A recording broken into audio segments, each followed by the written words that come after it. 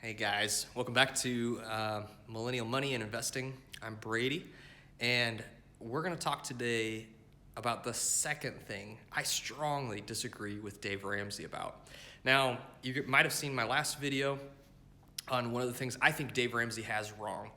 Today's topic, I think he has even more wrong. In fact, I would say this is probably one of the biggest mistakes and problems with Dave Ramsey's money solutions or his financial planning. And I think this does apply across the board. So whether you've heard Dave Ramsey before or you've never heard Dave Ramsey before, this is something he advises that I would say is horribly wrong, and that is your emergency fund. We're going to get into it now.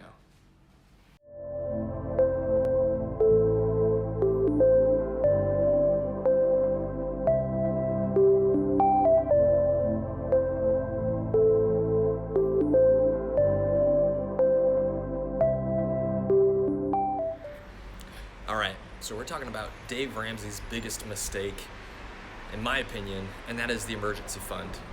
Think about this for a second. Let's just say you're about $5,000 into credit card debt. Maybe you have other debts as well, but let's just start with this. And this is actually a pretty realistic amount if we look at the average stats for Americans. So $5,000 in credit card debt, let's say your interest rate is probably about 22% on that. Again, probably not too far off. Let's say all of a sudden you want to get out of debt and you look to Dave Ramsey and he says, step number one, save $1,000 in an emergency fund, cash. All right, well, considering you're at least $5,000 into debt, you probably don't have a lot of extra cash at the end of every month. So let's say you could save $200 every month. That's going to take you at least 5 months to pay off or to save that emergency fund. All right, it takes a little while. Guess what? While you were taking that 5 months to pay off or to save up that emergency fund, you spent $458 in credit card interest. $458. Almost half of the amount that you were trying to save, you spent in interest. And this is why I have a huge problem with this idea. Paying off a credit card would be so much faster, so much better, so much more efficient into putting your money into something than saving $1,000 as an emergency fund. Here's another example. Let's say you can pay off one of your credit cards, or you at least free up some of that equity that you can use if you do actually have an emergency, which is pretty uncommon. Worst case scenario, you could use that credit card again. All right. Now, I get that Dave Ramsey is a more conservative investor, and he's probably talking to people who have problems spending with a credit card. And that's part of the reason they're trying to break this habit. But I think for most people, if you use a little discipline and you're a little careful, you can actually pay those off faster and get into what he calls a debt snowball much quicker. And this actually also goes into his other idea of the 3 to 6 month emergency plan on baby step 3. I think this is a problem as well.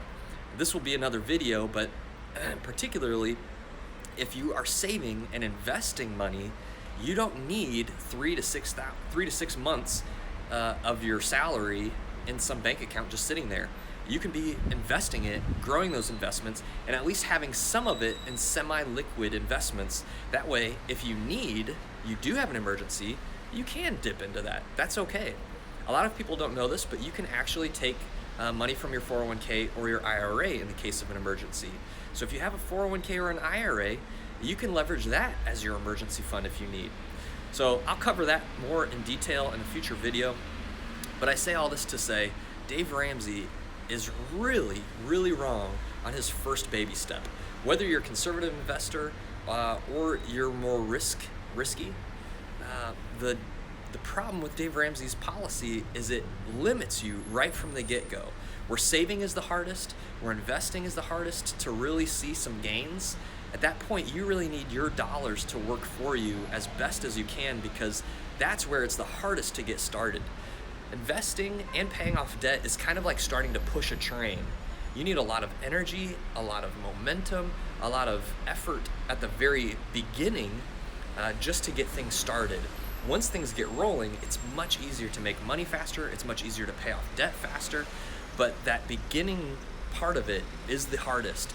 And that's why I think starting with something that is not very advantageous and actually is costing you a lot of money is probably a bad policy to start in becoming debt-free. So don't be like Dave, all right?